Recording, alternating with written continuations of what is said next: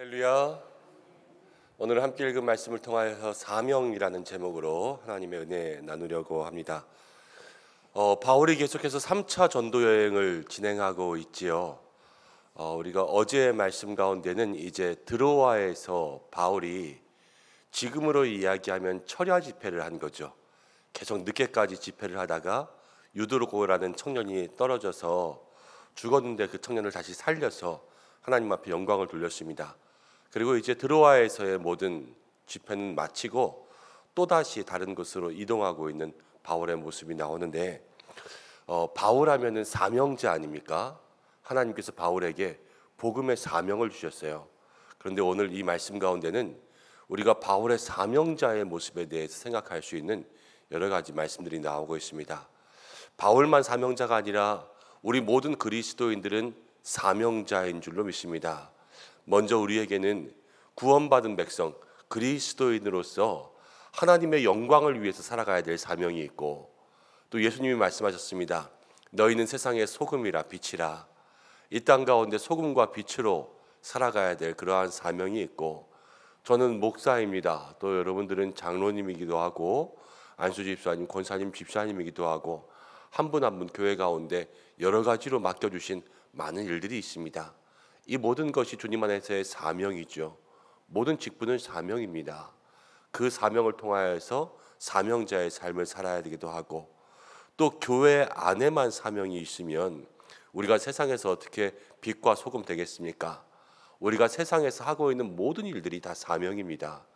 예수님의 이름으로 우리가 작게는 가정에서 아버지, 어머니, 남편과 아내로서 사는 것부터 직업을 가지고 있는 모든 것들이 다 우리의 믿음의 사명입니다. 그렇게 생각하면 그리스도인들에게는 삶 자체가 사명이죠. 우리가 어떻게 사명자로서의 삶을 살아야 될까? 오늘 이 말씀을 통하여서 몇 가지를 함께 살펴보려고 합니다. 13절 말씀 가운데 보면 우리는 앞서 배를 타고 앗소로 갑니다. 여기서 우리라는 것은 이제 바울 이외에 누가와 모든 선교 일행이 계속해서 바울과 함께하고 있었다라는 것을 생각하게 하죠. 그런데 우리는 배를 타고 갔고 바울을 태우려고 먼저 갔는데 이는 바울이 걸어서 가고자 하여 그렇게 정해줬다. 13절 말씀 가운데 보면 이렇게 나와 있죠. 바울은 드로아에서 사역을 마치고 잠시 걸어가려고 하였습니다. 아마 걷는다, 다른 일행들은 다 떠나보내고 자기 혼자만의 시간을 가졌다라고 생각할 수 있죠. 아마 머릿속에 많은 계획들이 있고 또 이 이후에 나오겠지만 바울이 마음으로 결단하고 각오해야 될 그러한 일들이 있었습니다. 그런데 이 걸어서 가는 길들이 저는 마음속에 바울의 기도의 길이었다라는 생각이 듭니다. 많은 사역들, 바쁜 길들이 있지만 예수님께서 시간 기도하셨던 것처럼 바울은 자기 혼자만의 시간을 가졌어요. 예수님도 무리가 따라다녀서 밥 먹을 새도 없이 바빴지만 그 말씀 가운데 예수님은 한적한 곳을 찾아 기도하셨지요. 바울도 사명자의 삶을 살아가면서 저가 먼저는 혼자 걸어가며 기도하는 시간들을 가졌던 것을 보게 됩니다. 우리 사랑하는 성도님들도 사명의 길을 걸어갈 때에 그 사명자의 삶이 늘 열심히 살아가는 길이지만 그 가운데는 주님과 교제하는 시간들이 필요합니다. 날마다 기도하고 또 조용히 골방의 시간들을 가져서 하나님과의 만남이 있을 수 있는 그러한 성도들의 삶이 되시기를 바랍니다. 이제 바울이 거기서 계속해서 이동해 가면서 17절 말씀 가운데 보면은 바울이 밀레도에서 사람을 에베소로 보내어 교회 장로들을 청하니 이렇게 나왔습니다. 바울의 원래 계획은 예루살렘에 가는 거였어요. 그리고 사도행전 19장을 읽어보면 예루살렘에만 머무르는 것이 아니라 예루살렘에서 로마로 가려고 하는 것이 바울의 계획이었는데 그 전에 밀레도에 이르러서 에베소로 들어가지는 않고 아마 들어가면 그 사람들이 붙잡아서 못 나올 거라는 생각을 했나 봐요. 그래서 밀레도에서 에베소에 사람을 보내서 에베소에 있는 교회 장로님들을 모셔오게 합니다. 그래서 어떻게 보면 드로아에서는 철야 집회를 했다면 여기 밀레도에서는 지금으로 이야기하면 뭐 교회 장로 수련회 이렇게 하는 것과 비슷한 것을 하고 있죠. 그런데 거기서 무엇이라고 이야기하냐? 18절부터 35절까지, 오늘 말씀 읽은 데보다 훨씬 더 내일까지 18절부터 35절까지가 장로님들을 대상으로 한 바울의 설교예요. 그런데 이 바울의 설교 가운데 사명자의 모습, 자기에 대한 모습이 나오고요. 그리고 장로님들도 사명자 아닙니까? 장로님들이 사명을 가지고 어떻게 살아야 될지 믿음의 권면들을 하고 있는 것을 보게 됩니다. 바울은 먼저 자기에 대해서 이야기하는데 18절부터 21절까지에 보면 사명자의 평소의 모습이 나타나고 있어요. 평소의 모습. 18절 보겠습니다. 오매 그들에게 말하되 아시아에 들어온 첫날부터 지금까지 내가 항상 여러분 가운데서 어떻게 행하였는지를 여러분도 아는 바니, 지금까지 내가 항상 그 사명자의 삶을 살면서 어떻게 살았는가. 19절 말씀 함께 읽어보겠습니다. 시작. 곧 모든 겸손과 눈물이며 유대인의 관계로 말미암아 시험을 참고 주를 섬긴 것과, 20절 제가 읽어보겠습니다. 유익한 것은 무엇이든지 공중 앞에서나 각 집에서나 거리낌 없이 여러분에게 전하여 가르치고, 21절 유대인과 헬라인에게 하나님께 대한 회개와 우리 주 예수 그리스도에 대한 믿음을 증언한 것이라. 바울은 이렇게 이야기하죠. 나의 삶은 항상 모든 겸손으로 모든 일들을 감당했다. 여러분, 겸손의 반대가 무엇이냐면 교만이죠. 교만이 우리의 믿음의 가장 큰 적인데, 바울은 많은 사역을 진행하면서 이룬 것도 많고 열매도 많고 열심히 했습니다. 우리가 열심히 하다 보면 자기의 공로를 인정받고 싶은 마음들이 참 많이 있습니다. 내가 이렇게까지 했는데 아무도 나를 알아주지 않는 것, 그건 누구도 원하지 않아요. 늘 내가 한 것을 드러내 보이고 싶어하고, 이거 내가 했다, 내가 이만큼 했다, 상대방에게 이걸 나타내고 싶어하는 게 그 마음이고, 한 게 많으면 많을수록 그 마음속에는 우쭐해지고 어깨가 높아지고 교만한 마음들이 생기기 마련입니다. 그렇지만 바울은 많은 사명을 감당하면서도 첫째는 겸손이었습니다. 늘 겸손한 마음으로 자기를 낮추고 하나님을 높였던 그러한 믿음의 모습이 있는 거죠. 그리고 두 번째는 시험을 참고 주님을 섬겼습니다. 사명자의 삶 가운데 중요한 것은 시험이 다가올 때 그것을 참는 것입니다. 우리가 시험이 다가오면 마음에 뭐가 찾아오냐면 낙심이 찾아옵니다. 내가 이렇게 열심히 했는데도 내 삶이 어렵습니다. 그럼 많은 사람들은 낙심하고 그 길에서 떠날 수밖에 없겠죠. 내가 열심히 했지만 나에게 돌아오는 것이 아무것도 없습니다. 그럼 내가 뭐하러 이러려고 했나, 이런 마음들이 있지 않습니까? 그러나 그 모든 시험을 다 참고 끝까지 주님을 섬긴 것, 낙심하지 않는 것이었죠. 그리고 20절 말씀 가운데 보면 거리낌이 없이 누구에게든지 거리끼지 않고 전하여 가르쳤다. 이 거리낀다라는 것은 두려워하지 않는 거예요. 모든 사람들에게 복음 전할 때 사람들이 핍박하기도 했습니다. 바울을 잡아 결박하기도 했고, 또 많은 사람들이 바울을 비방하기도 했습니다. 그렇지만 그 모든 것에 바울은 두려워하지 않고 열심히 예수님만을 증언하며 살았던 것이 바울의 평소의 삶이었다는 것입니다. 우리가 사명자의 삶을 생각하면서 우리들의 삶에도 똑같이 사명의 삶이 있습니다. 그 사명의 삶이 모양만 다르다 뿐이지 어느 게 크고 어느 게 작다, 어느 게 중요하고 어느 게 경미하다라고 이야기할 수 없습니다. 저의 사명과 우리 모두의 사명이 다 똑같이 하나님 앞에 소중한 것이죠. 그런데 그 모든 삶을 살아갈 때 오늘 하루 또 우리의 삶에 늘 겸손이 있기를 간절히 소망합니다. 신앙생활은 교만하면 끝이에요. 신앙생활은 교만하면 그 길로부터 모든 신앙은 하나님께 칭찬받는 것이 없어집니다. 이 땅 가운데 칭찬받으면 천국에 칭찬이 없다, 이렇게 하는 말들도 많이 들어보셨지요. 이 땅 가운데 늘 겸손하여서 하나님께서 알아주시는 그 삶만으로도 만족할 수 있는 은혜가 있어야 되고요. 또 낙심과 절망이 물러가기를 기도해야 됩니다. 시험이 찾아올 수 있습니다. 그러나 그 속에서 낙심과 절망이 물러가기를 기도하고, 그리고 무엇보다도 믿음의 길 걸어갈 때에 두려움이 없게, 거리낌이 없게, 사람 때문에, 일 때문에 아니면 사람들의 손가락질, 눈길, 인정 때문에 내가 두려워하지 않고 끝까지 주님을 섬길 수 있는 그런 마음 달라고 기도할 때 우리의 사명자의 삶도 하나님 앞에 칭찬받게 될 줄로 믿습니다. 이게 평소의 사명자의 삶이고요.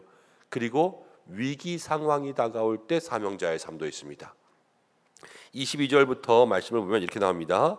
22절 보라 이제 나는 성령에 매여 예루살렘으로 가는데 거기서 무슨 일을 당할는지 알지 못하노라. 성령님께서 예루살렘으로 인도하시는데 예루살렘에 가는 길 거기에는 무슨 일이 일어날지 몰라요. 위험한 그러한 길을 걸어가게 되었다라는 것이죠. 자, 23절 말씀 읽어보겠습니다. 시작. 오직 성령이 각 성에서 내게 증언하여 결박과 환난이 나를 기다린다 하시나. 성령이 미리 알려주셨습니다. 결박도 있고 환난도 있다. 내게 다가올 일이 힘들고 어려운 일이에요. 그런데 바울은 어떠한 결심을 했냐? 24절 중요한 말씀인데 함께 읽어보겠습니다. 시작. 내가 달려갈 길과 주 예수께 받은 사명 곧 하나님의 은혜의 복음을 증언하는 일을 마치려 하면은 나의 생명조차 조금도 귀한 것으로 여기지 아니하노니. 나의 달려갈 길, 바울의 사명의 길과 주 예수께 받은 사명 곧 하나님의 은혜의 복음을 증언하는 일을 마치기 전에는 내가 생명조차 아끼지 않겠다. 이것이 바울의 위기 상황에서의 결심이었습니다. 성령께서 바울에게 예루살렘에 가게 하셨습니다. 성령이 인도하시는 길이죠. 그런데 중요한 것은 성령이 인도하시는 길이 늘 꽃길은 아니었어요. 고난의 길도 있고 어려움의 길도 있었다는 거예요. 그런데 바울은 그 어려움의 길까지도 순종하기로 마음먹습니다. 그래서 하나님께서 나에게 주신 사명, 그것을 끝까지 완수하겠다고 하는 굳은 결심과 다짐이 바울의 마음속에 있었습니다. 자, 이 다짐을 보면 하나님이 바울을 기뻐하시겠습니까? 아니면 하나님이 바울을 그렇게 하지 마라, 그러면서 굳이 그렇게까지 할 필요 없다, 이렇게 말씀하시겠습니까? 하나님 바울을 기뻐하시고 칭찬하실 거예요. 기뻐하고 칭찬하는 자에게 하나님이 늘 함께 하시는 줄로 믿습니다. 바울은 결단하고 결심했잖아요. 그럼 이제 이 사역과 이 사명을 끝내는 길에는 누가 함께하고 있냐? 하나님이 함께 하시는 거예요. 성령이 동행하면서 바울의 결심을 다 이루어 줄 수 있도록 하나님이 날마다 그와 형통의 길로 또 임마누엘의 길로 바울을 인도하고 붙잡고 보호하여 주실 줄로 믿습니다. 이제 남은 사도행전의 모든 바울의 일정들을 보면요, 하나님의 역사라고밖에는 생각할 수 없는 정말로 놀라운 보호와 은혜가 있어요. 이게 바울이 혼자서 믿음의 결심만 가지고 그냥 죽기 살기로 부딪히고 뭐 계란으로 바위를 치는 그러한 격이 아니라 바울의 결심이 있었기에 하나님이 거기에 은혜로 성령으로 능력으로 부어주시니까 이 바울의 사명이 더욱더 끝까지 빛을 발할 수 있도록 하나님이 하셨다는 것입니다. 여러분, 우리들에게도 그러한 믿음의 결심이 필요합니다. 우리들이 가는 믿음의 길, 사명의 길도요, 때로는 좋은 길로 있을 수 있지만 우리에게는 고난 광야의 길들로 있고 날마다 꽃길이 아닐 수도 있습니다. 그렇지만 우리의 마음속에 하나님을 향하여서 내가 사명의 길을 가겠습니다, 마음 가운데 굳게 결심하고 다짐할 때 하나님께서 그 마음을 통하여서 우리에게 갑절의 능력으로 역사하여 주시고 그 사명을 완수하는 날까지 끝까지 하나님 우리와 동행하실 줄로 믿습니다. 우리가 짧게만 보면 그렇습니다. 우리가 믿음 지키고 사는 것 하루하루 얼마나 힘듭니까? 조그만 시험이 우리에게 다가와도 시험 들면 교회 나오기 싫고요, 그 시험 든 게 빨리 풀어지지 않으면 한 주, 두 주 교회 안 나오다가 마음이 굳어지면 교회를 떠나게 되어 있어요. 이 믿음 지키면서 살아가는 것, 우리가 전도해서 한 영혼 데려오는 게 얼마나 힘든데 그 영혼 하나가 조그맣게 시험 하나 들어가지고 평생 동안 교회를 다니지 않고 마지막 이 세상을 뜨는 안타까운 일도 있단 말이에요. 그런데 우리의 결심에 하나님, 나의 믿음의 길 끝까지 주님만 섬기겠습니다, 이 마음으로 주님 앞에 결단하고 다짐이 있어야지만 우리에게 다가오는 시험 가운데도 우리가 낙심하지 않고 절망하지 않고 끝까지 주님을 섬길 수 있도록 누가 도와주십니까? 하나님이 도와주시는 거 아니겠습니까? 이거부터가 사명자의 기도라는 거예요. 평상시의 삶의 기도와 우리에게 시험과 환난이 다가올 때의 기도와 모든 기도 속에서의 매일의 삶과 다짐과 결단을 통하여서 하나님이 우리 가운데 역사하시도록 살아갈 때, 그것이 우리에게 주신 첫 번째 믿음의 사명을 이루는 길이요, 그리고 각자의 삶에 주신 하나님께서 저마다의 삶 속에 주신 사명들이 있지 않습니까? 그것들을 이루는 그 길의 모습들이 될 줄로 믿습니다. 오늘 우리가 기도해야 될 그러한 기도의 제목들을 다시 한번 마음 가운데 생각하고 주님 앞에 나아가 이 사명자의 삶을 완수할 수 있는 저와 여러분들 되시기를 주님의 이름으로 축복합니다. 함께 기도하겠습니다. 고마우신 아버지 하나님, 오늘도 주님 앞에 나왔습니다. 우리가 주님 따라가며 이 믿음의 길을 걸어가는 것, 이것부터가 사명이요, 각자의 삶에 가정에서도 교회에서도 또 세상에서도 주신 사명이 있는 줄로 믿습니다. 하나님, 오늘 우리가 이 말씀 통하여서 사명자의 길을 걸어가며 매일매일의 삶 속에 겸손함과 낙심하지 않음과 두려워하지 않음으로 하루하루 승리할 수 있도록 도와주시고, 때로는 환난도 찾아오고 위기도 찾아옵니다. 이 환난과 위기를 이길 수 있는 길은 하나님의 능력이요, 우리의 믿음의 결심이 하나님의 능력을 우리에게 갑절로 부어지게 하는 통로가 될 줄로 믿습니다. 하나님, 그 마음 가지고 오늘 한 날도 주님 붙잡고 기도하며 나아가는 믿음의 성도들이 되게 하여 주시옵소서. 이 한 날을 살아갈 때에 약함 속에 건강 주시고, 하나님, 우리의 모든 삶의 어려움 가운데 마음의 평안과 해결할 길을 허락하여 주시고, 다툼보다는 평안이 있게 하여 주시고, 또 미움보다는 사랑이 있게 하여 주시고, 시기와 질투보다는 연합과 용서가 있게 인도하여 주셔서 우리의 삶의 모든 자리에 주여 치유가 일어나고 회복이 일어날 수 있도록 인도하여 주옵소서. 오늘도 가정을 지키시고 일터를 지키시고 우리의 자녀를 지키시고 어려운 환우들을 주께서 붙들어 주셔서 회복의 은혜 더하여 주시기를 간절히 소망합니다. 하나님, 각자의 기도의 제목들마다 응답하는 귀한 은혜가 있게 역사하여 주옵소서. 교회를 지키시고 특별히 오늘 사무엘 디모데 성경학교가 출발합니다.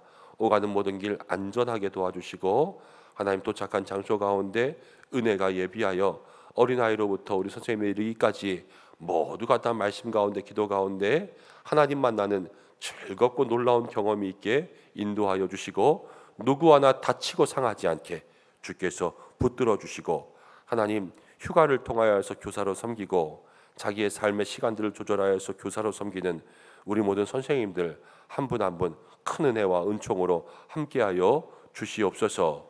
하나님, 태풍이 북상하고 있는 가운데 이 나라를 지키시고, 무엇보다도 이 나라 가운데 하나님, 육적으로나 무엇보다 영적으로 온전한 회복이 있을 수 있도록 인도하여 주시옵소서.